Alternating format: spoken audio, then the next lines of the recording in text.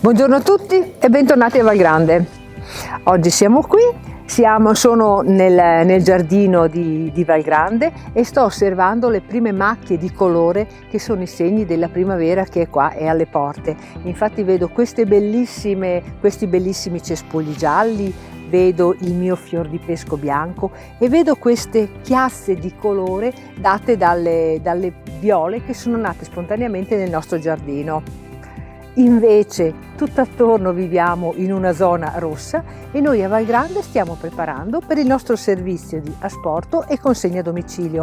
Anche per questa settimana e fin quando non avremo nuove indicazioni, noi siamo organizzati per la nostra consegna con le paste fatte in casa, anche sulla prenotazione per la pasta fresca, come i bigoli, le paste ripiene, oppure con le preparazioni cotte e pronte, come le carni del nostro allevamento o le preparazioni a base di verdure, come le polpette vegetariane o gli hamburger di sola verdura.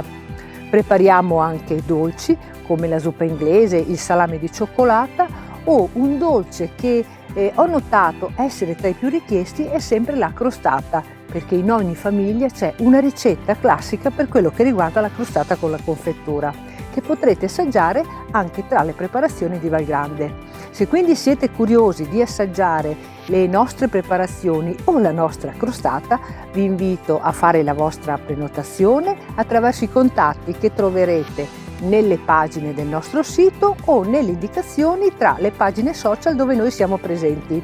Aspetto numerosi voi e le vostre telefonate. Grazie, ciao!